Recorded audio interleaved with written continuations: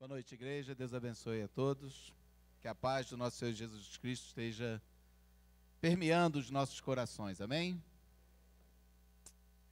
Vamos abrir a palavra do Senhor em Mateus, capítulo 20.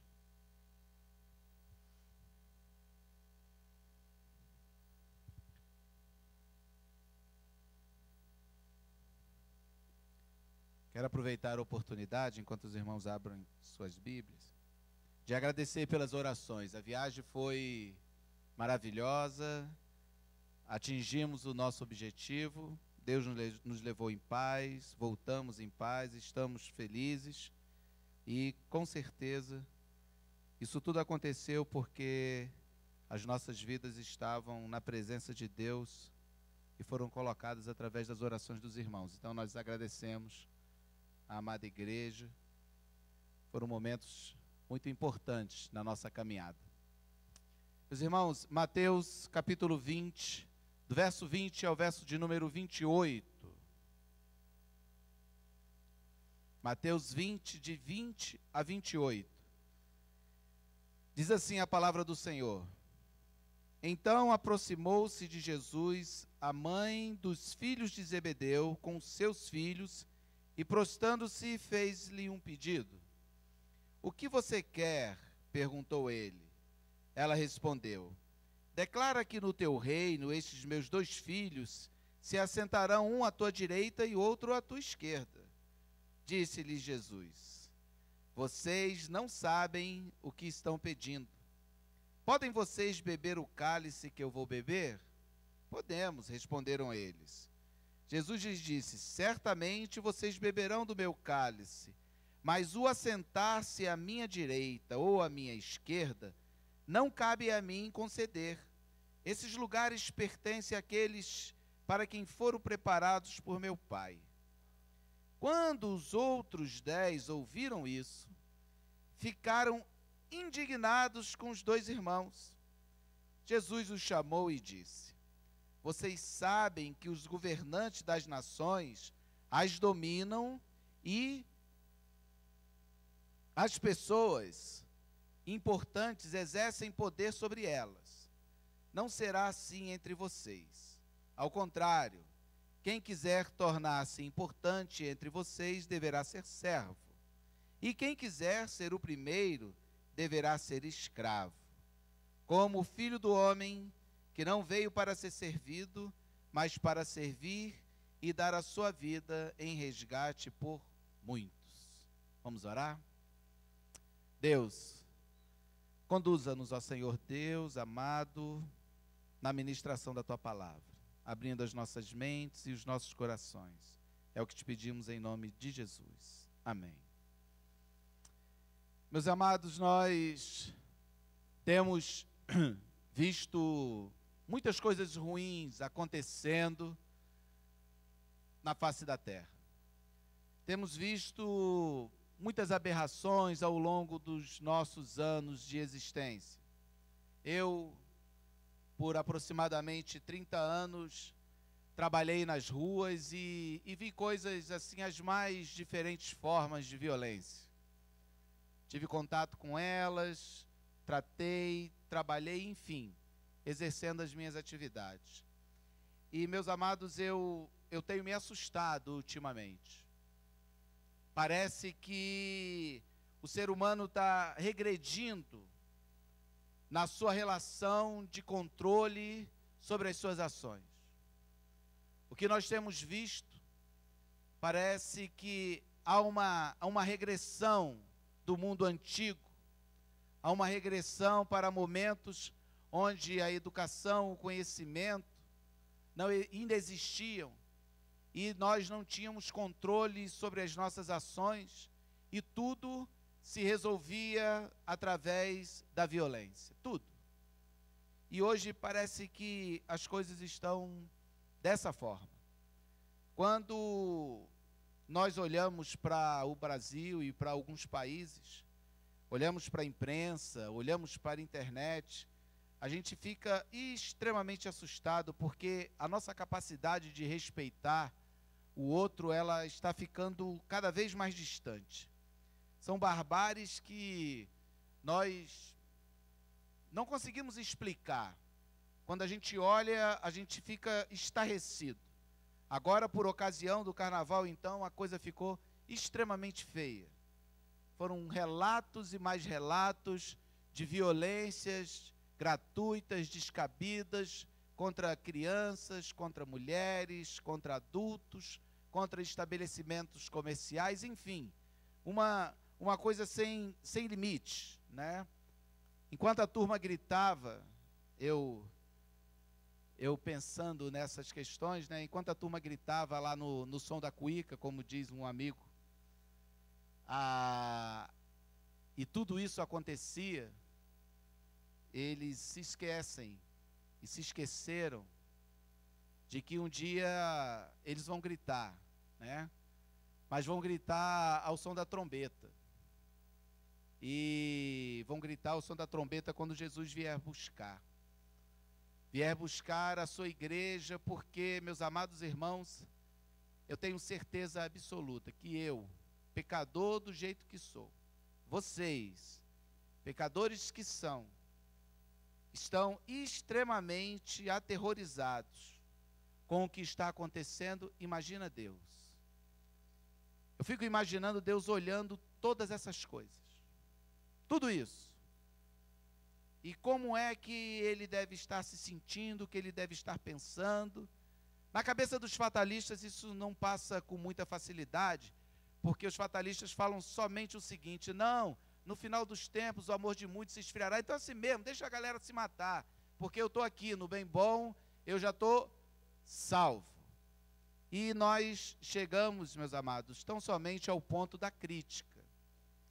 E por que eu estou falando tudo isso com os irmãos? Porque eu fiquei pensando nessas questões e eu vi que o carnaval passa todos os anos, a violência passou na minha vida durante todo o meu trabalho, e parece que a gente não faz muita coisa por isso. Parece que a gente só critica quem está lá do outro lado praticando essa violência, ou as autoridades que tinham alguma competência ou têm para fazer alguma coisa diferente, mas nós criticamos, nos afastamos, nos protegemos, mas só criticamos quem está fora daqui. Eu não consigo colocar um espelho e criticar para cá. E, meus amados irmãos, quando eu estava pensando sobre essa questão, vendo esse aumento da violência, essa turma que não está preocupada com o que está acontecendo, Jesus me levou para esse texto. Me levou para esse texto porque a violência aumentando e nós tão somente fazendo críticas. Algumas doutrinas dizem, inclusive, que nós somos melhores do que essas pessoas que estão lá praticando essa violência. Melhores mesmo. E elas, como hoje pela manhã o pastor Luciano se esforçava para tentar apresentar o sinal da manifestação de um convertido, algumas doutrinas falam que a conversão e a bênção que existe sobre aqueles que são de Deus é porque eles realmente são melhores, porque eles possuem mais coisas, eles possuem mais bens, eles têm maior capacidade, enfim. Eu fico pensando que há 21 anos atrás, quando essas pessoas olhavam para a minha vida, elas falavam, ele vai para o inferno, porque eu também estava lá, daquele lado, praticando a violência.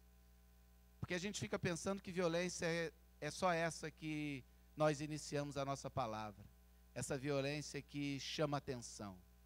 E o texto que nós acabamos de ler, ele retrata, meus amados irmãos, uma violência que muitas das vezes nós a praticamos, ela desenvolve outras e chega na ponta dessa forma que traz essa violência maluca que nós enxergamos nas manchetes dos jornais e na internet. O verso de número 24 diz que o pedido daquela mãe, o desejo daquela mãe e daqueles irmãos, e olha que nós não estamos falando de qualquer pessoa, nós estamos falando de Salomé, que acompanhou Jesus até a cruz. Nós estamos falando de Tiago, que no concílio de Jerusalém, ele deu a palavra decisiva para que se acalmasse a pressão sobre os gentios. Nós estamos falando de João, que era conhecido como aquele a quem Jesus amava. Nós não estamos falando de qualquer um. Nós estamos falando, em tese, de pessoas espiritualmente e com relacionamento muito maior do que qualquer um que está aqui nessa noite. Mas essas pessoas, elas foram sucumbidas pela ambição. Uma ambição que gera violência. O verso de número 24 diz que os outros 10, quando tomaram conhecimento daquilo que os dois fizeram, eles fizeram o quê? Se indignaram. Eles ficaram o quê? Revoltados. Eu tenho certeza que, inclusive, eles devem ter rejeitado a presença daqueles dois irmãos. Tão somente porque no coração deles foi produzida uma ambição, um desejo de estar aonde? Acima. De estar em que situação de status? Como superior. Às vezes aí vocês devem estar se perguntando assim, mas pastor, o que isso tem a ver com o texto, essa questão aí da violência? Os nossos governantes, como diz o texto, que dominam sobre as pessoas, e as autoridades também, elas não sabem sobre essa resposta que Jesus deu para a mãe e para os seus dois filhos. Se vocês perceberem, o texto diz que quem faz a pergunta e o pedido é a mãe, mas Jesus responde aos 3, que eles não sabiam. E depois Jesus ensina aos 12, que também não sabiam sobre o que realmente deveriam fazer para que fossem servos.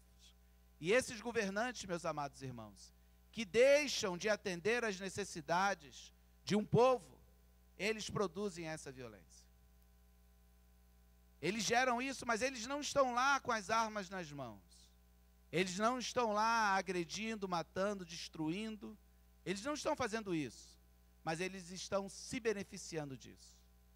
E nós, de alguma maneira, precisamos compreender que existe uma responsabilidade da igreja no tocante à redução dessa violência, do aplacar essa violência, do conduzir esse caminho, o caminho dessas pessoas para outro lugar. E Jesus, quando enxerga a indignação dos 10 na direção dos 2, ele interrompe todo o processo. Porque Jesus não deixou de amar Salomé, não deixou de amar Tiago, não deixou de amar João, porque eles tiveram uma manifestação de pecadores. Nós fazemos isso todos os dias. Mas Jesus, imediatamente, quando os outros 10 se insurgiram, ele interviu no processo e disse: olha, dentre vocês não será assim. E ele fala que para acabar com essa violência que está sendo protagonizada agora, tão somente porque aflorou o desejo humano de ser superior, de ser maior, de ter mais posses, de mandar mais, de estar em alguma posição de status superior à do irmãozinho, porque nós sabemos que nós não somos melhores do que ninguém. Não existe espaço na palavra de Deus, meus amados, que nos credencie a dizer que nós somos melhores porque nós temos A, B, C, D coisas. Não existe isso. Não existe a menor possibilidade de eu chegar e falar que eu sou melhor do que um ser humano. Qualquer um que seja, em qualquer situação que ele esteja. A única coisa que eu posso dizer é que eu sou diferente porque eu tenho o Espírito Santo do Senhor na minha vida. E se eu tenho o Espírito Santo do Senhor na minha vida, eu tenho que amar essa pessoa que eu a coloquei como sendo o quê? Inferior. E isso é uma manifestação de violência. E Jesus falou sobre isso naquele instante para os 10. E nós, muitas das vezes, temos sido protagonistas da violência que nos cerca, porque nós temos fechado os nossos olhos, encolhido as nossas mãos, na direção daquele que queria tão somente um abraço. na direção daquele que queria tão somente se sentir ser humano. Só isso que ele queria, mais nada. Mas aquela necessidade de estar sentado à direita, aquela necessidade de ser superior, aquela necessidade de ter mais ou de ser mais, sempre toma conta da vida de pessoas, inclusive muito boas, que é o caso de Tiago, Salomé e João. Nós temos tido algumas experiências de conhecer pessoas que poderiam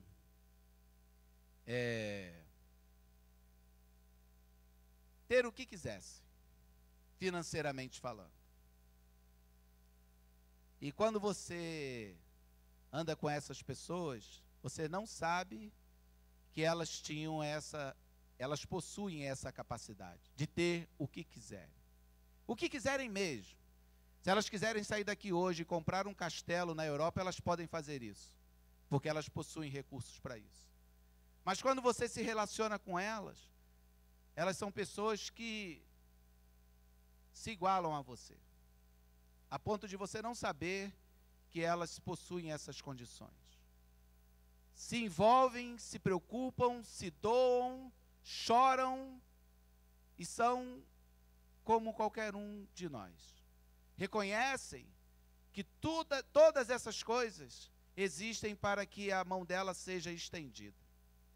Certa feita eu estava em um culto, e era um culto onde uma senhora falava em uma casa, e ela pregou sobre as diferenças, as desigualdades sociais. E depois, quando acabou, a dona da casa perguntou para ela por que tinha, então, tantas pessoas pobres e tantas pessoas ricas, com tamanhas diferenças sociais. E ela disse que era para que aqueles que possuem tivessem a oportunidade de ajudar os que não possuem. Ou seja, o que ela quis dizer foi que Jesus ensinou aqui depois dessa discussão. Se nós somos servos, entre nós não haverá contendas. Se nós somos servos, entre nós não haverá dissensões. Porque o servo, se quiser ser superior, ele vai servir. Se ele quiser ser maior, ele vai ser escravo. E a palavra, meus amados, nos diz que Salomé acompanhou Jesus até o túmulo. Ela serviu a Cristo em toda a sua caminhada, ela aprendeu sobre aquilo ali. Eu já citei aqui qual foi o desfecho sobre os gentios da palavra de Tiago. Tiago, ele quando olhou para aquela discussão, tem que se circuncidar ou não tem, o que ele fez? Ele lembrou de que ele era servo. Ele falou, não vamos colocar peso sobre a vida deles. Vamos fazer o seguinte. E aí ele traz aquele decreto, que eles se abstenham das relações sexuais ilícitas, do sangue dos animais sacrificados, e deixem eles em paz. E pareceu bem a todo o concílio, e eles fizeram cartas e distribuíram a todos. Não vamos sobrecarregar as pessoas, porque se nós conseguimos fazer isso, nós o fazemos desde pequeno. Agora eles não precisam, porque eles precisam de Jesus. E quem vai apresentar Jesus para eles somos nós. Como que nós apresentamos esse Jesus? Servindo. E é isso, meus amados, que eu quero falar com vocês nessa noite. Pelo fato de nós não sermos melhores ou grandes em relação a ninguém, nós só somos diferentes. Nós somos assim porque nós sabemos servir. E eu quero falar com vocês 4 coisas importantes onde o servo de Deus precisa servir depois que ele aprende que na presença de Jesus, quem é grande é Jesus e não ele. E ele só vai ser grande quando ele se doar ao serviço que Deus colocou em seu coração. Lá nas bem-aventuranças, no Sermão do Monte, nós encontramos Jesus nos ensinando a andar 2 milhas, a dar também a capa, a túnica.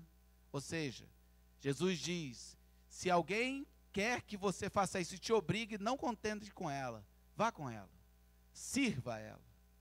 Se alguém não tem uma das pernas, coloque a sua perna e caminhe com aquela pessoa. Se alguém cair no buraco, você está do lado dele para estender a mão e ajudá-lo a sair daquela situação. Jesus diz que aquele que caminha com ele, que aquele que está ao seu lado, e não importa se é a sua direita ou se é a sua esquerda, mas aquele que está com ele é aquele que serve. E aquele que quer ser superior a todas as coisas, ele tem que se tornar escravo do outro. E aqui, meus amados, eu separei 4 coisas importantes que devem permear a vida daquele que quer servir ao Senhor. Quem deseja ser grande precisa servir em primeiro lugar dentro da sua casa. Isso é muito sério, porque nós falamos que somos servos de Deus e muitas das vezes a nossa casa não está arrumada. Muitas das vezes o nosso lar está totalmente desestruturado e a responsabilidade é nossa. E sabe por quê? Quando eu digo nossa, é de cada um. Cada um dentro do lar tem uma responsabilidade. E essa casa desestruturada, ela cai e vem ao chão quando todos querem ser maiores uns do que os outros. O filho quer mandar no pai, a mulher quer mandar no marido, o marido quer mandar na mulher. As pessoas que estão dentro daquele ambiente não resolveram, mesmo conhecendo Jesus, servir uns aos outros. Isso é muito importante. Porque se o marido é o cabeça da mulher, ele o é porque existe mulher. Então ele precisa servir aquela esposa para que ela realmente possa adorná-lo, para que ele seja o cabeça daquela família. Ela precisa honrá-lo através de quem? Do comportamento dele no relacionamento que ele tem com Jesus. Então é o filho servindo, é a esposa servindo, é o marido servindo. Se eu sou servo de Deus, eu sirvo. Para ser grande, a palavra de Deus, o texto que nós acabamos de ler, diz que eu preciso servir uns aos outros. E nós, como servos do Senhor, precisamos iniciar o nosso trabalho de servidão dentro de casa. É o primeiro lugar, é o primeiro ministério, se eu sou missionário, essa é a minha primeira missão. Eu casei, agora eu vou ser serviçal do meu marido, eu vou ser serviçal da minha esposa. E eu não estou falando pejorativamente, meus amados. Eu estou falando de entrega. E eu também não estou falando da sua vontade, eu estou falando do mandamento do Senhor. Porque a vontade de Salomé, de Tiago e de João, eu não sei quem foi que teve aquela ideia. Eu não sei se foi Salomé que falou, olha, eu vou lá falar com Jesus, para a gente dar um jeitinho e arrumar um cantinho para vocês melhor do que os outros 10. Eu não sei se foi Tiago e João que falaram, mãe, vai lá, a senhora é mais chegada, conversa com Jesus, vai que dá certo. Eu não sei quem fez isso, a Bíblia não diz. Mas eu sei que os 3 entraram em acordo e isso foi feito. Nós não temos, meus amados, posições hierárquicas no processo de servidão. Porque quando eu sirvo como filho, eu sei que meu pai é pai e pronto. E quando eu sirvo como pai, eu sei que eu sou pai e pronto. Então, dentro da minha casa, é o meu primeiro passo para a manifestação da certeza de que eu sou servo do Senhor. Não é a minha vontade que prevalece, mas é a vontade de Deus. Isso é para a vida do filho, isso é para a vida da esposa, isso é para a vida do marido. É o meu primeiro lugar, manifestação da verdade de um convertido. Eu sirvo ao meu lar. Guardem isso. O segundo lugar, meus amados, segundo ponto que eu vi de extrema importância para o trabalho do cristão, dentro dessa vida louca que nós levamos, é dentro do nosso trabalho. E por que que o trabalho está aqui em segundo lugar? Sabe por quê, meus amados? Porque o trabalho afeta a sua casa. Uma vez um amigo disse que ele trabalhava porque ele precisava botar comida dentro de casa. Se ele não tivesse que comer e nem levar comida para os seus filhos, ele não ia trabalhar. e aí eu entendi que uma coisa está relacionada com a outra. Mas é muito importante que nós saibamos dosar um e o outro. E por que eu falei da família aqui primeiro? Porque se eu sirvo a minha família, eu sei o quanto eu posso me ausentar para o trabalho, e eu sei que a minha família vai compreender todas essas ausências, porque eu estou ali servindo a família. Eu estou ali fazendo o que é importante dentro daquela casa. E não vivendo da ambição, do desejo de quê? De ser o melhor no meu trabalho, de conseguir a melhor posição no meu trabalho, de ganhar o melhor salário do meu trabalho. Numa igreja, assim que eu saí do seminário, eu fui auxiliar numa igreja, e lá tinha um senhor que ele só queria trabalhar. E o filho reclamava muito, a esposa reclamava muito, e ele era dizimista, fiel na igreja. Mas ele não botava o pé dentro da igreja. Eu passei naquela igreja 10 anos, desde a conversão, mais 3 anos como pastor. E eu nunca vi aquele homem na igreja, eu sempre o via na sua casa quando nós fazíamos visita. A esposa, os filhos, o neto estavam lá, mas ele não, porque ele trabalhava em 2 empregos. E o domingo era o único dia que ele tinha para descansar. E um dia, numa reunião do conselho, eu sugeri ao conselho que não recebesse o dízimo dele mais. Porque ele não era membro da igreja. Mas ele está arrolado aqui? Não, não está arrolado. Ele faltou à igreja. E tem normas para isso. Sabe por quê, meus amados? Porque aquela condição era uma barganha, como disse o pastor Luciano aqui.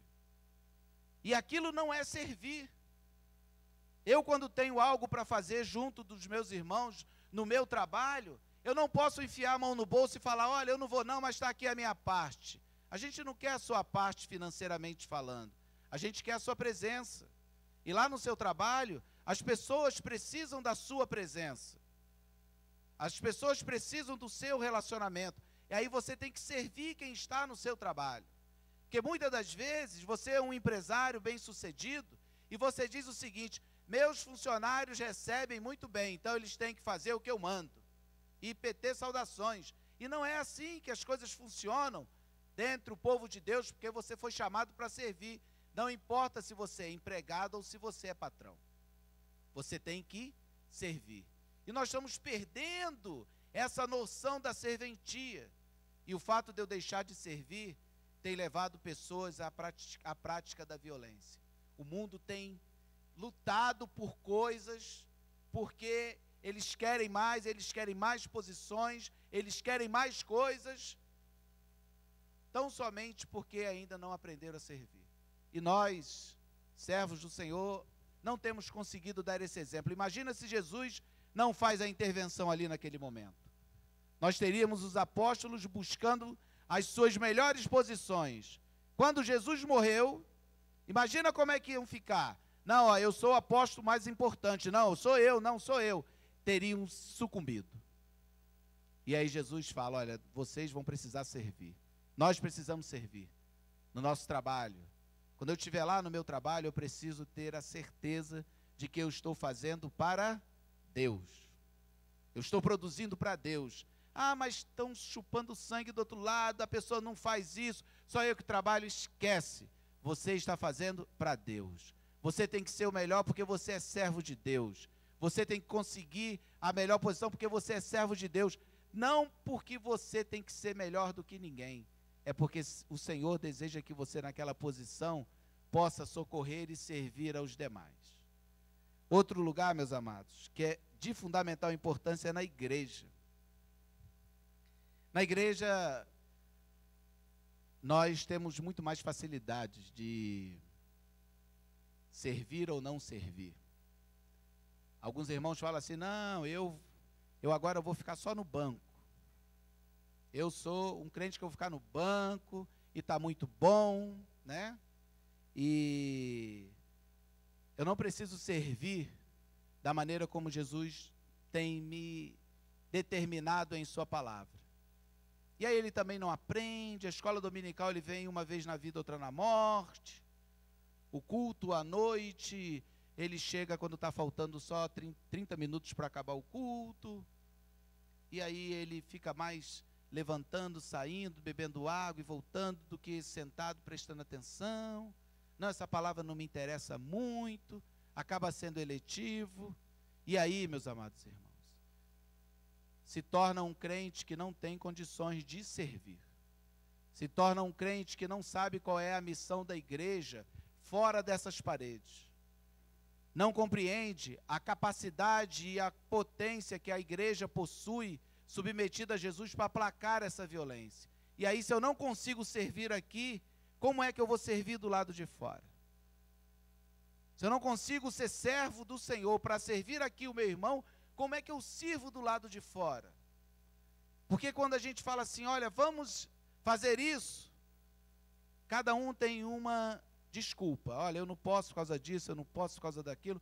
Algumas realmente são extremamente valorosas. Mas eu costumava falar que se nós disséssemos, vamos fazer isso, e cada um que participar vai ter alguma coisa, eu acho que a gente consegue mais pessoas. E sabe por que eu falo isso? Na igreja que eu pastoreava, que eu vim para cá, eu ouvi de um diácono, num dia que nós estávamos numa reunião, e eu fui chamá-lo a atenção porque nós estávamos deixando a desejar algumas coisas na igreja, no que diz respeito a servir a igreja. E ele falou para mim que ele era diácono e não era remunerado, ele não ganhava para aquilo. E eu falei para ele, você não compreendeu o que significa servir na igreja. Nós estamos aqui para servir voluntariamente. Eu vim aqui nessa noite, sabe para quê? Para adorar o Senhor, para servir ao Senhor, para agradecer a Deus por tudo que Ele fez por mim. Não para ser agradado, não para me sentir tão somente bem, mas para falar, Senhor, muito obrigado. Eu vim aqui servi-lo nessa noite. E esse ato de servir é uma manifestação que não importa onde eu esteja. Eu quero tão somente me entregar, servir ao Senhor, porque eu sou servo, porque eu sou dele. Eu sou constrangido a isso, a servir dentro da minha casa, a servir dentro do meu trabalho, a servir dentro da igreja e a servir, meus amados irmãos, na comunidade onde eu estou inserido. É interessante, eu já contei aqui para vocês a história de uma cidade que tem a maior concentração de igrejas evangélicas do Centro-Oeste, e a única obra que existe na cidade, que é um asilo para idosos, é sustentada por um centro espírita, e só tem um centro espírita lá. Igreja evangélica deve ter umas 200. Centro espírita só tem um, e a única obra da cidade quem sustenta é o centro espírita. Servir na comunidade é de fundamental importância, porque isso vai aplacar tudo que nós estamos vendo ao nosso redor. E quando eu digo, não é essa igreja toda servindo na comunidade, é você servindo na comunidade. Quanto tempo nós temos dedicado a isso, né? A servir dentro da comunidade, a participar? Tem gente que fala assim, você é crente, você fala assim, tem reunião de condomínio lá no meu prédio. Aí eu nem vou lá, aquele negócio é chato, todo mundo briga. Vá lá na próxima, meu irmão, e peça para o síndico para pelo menos você fazer uma oração antes de começar a reunião. Fala para o síndico assim, eu posso fazer só uma oração, aí depois você vai embora. Mas sirva onde você está inserido. Tome conta das pessoas que estão ao seu redor, na sua comunidade, e veja quem tem necessidade de verdade. Veja de que maneira nós podemos ser voluntários em alguma atividade na sociedade em que nós estamos inseridos. Porque eu já tenho tudo o que eu precisava na minha vida, que é a presença de Cristo. E não importa a minha posição, se eu estou ao lado direito ou ao lado esquerdo dele. Mas cumprir com o seu mandamos, isso me importa. E isso é significativo. Eu preciso servir, e servir com o meu coração entregue.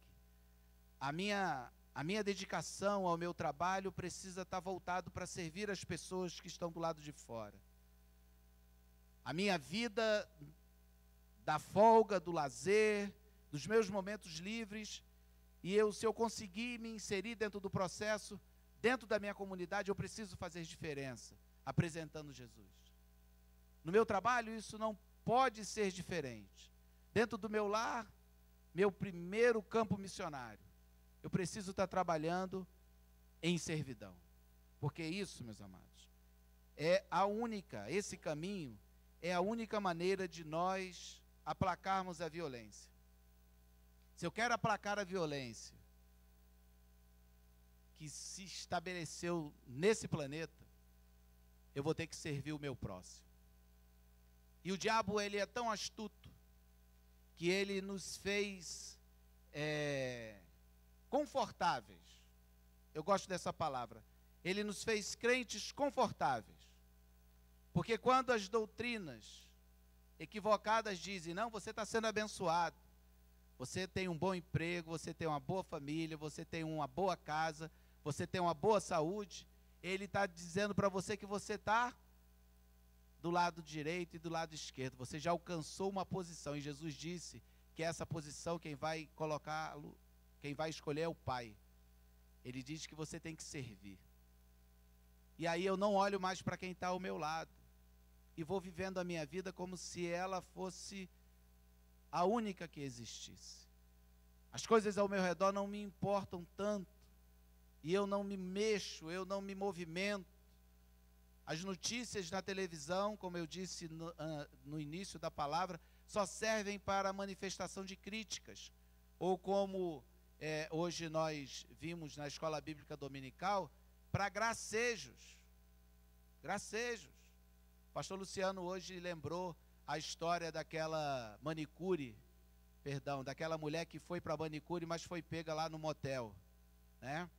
E aquilo virou uma brincadeira na internet, eu não lembro o nome dela, hoje foi titular, qual é o nome, pastor?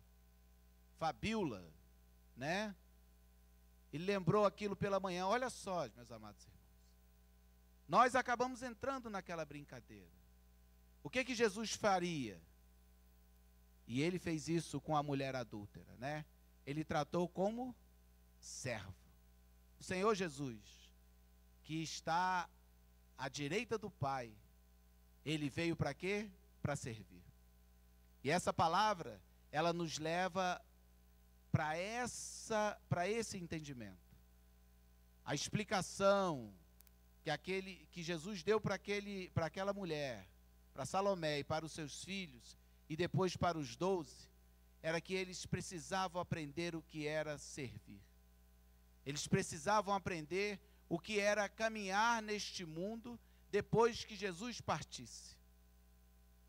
Jesus estendeu a mão com ternura e serviu aquela prostituta, perdoando. Mas a nossa sociedade não sabe o que significa isso.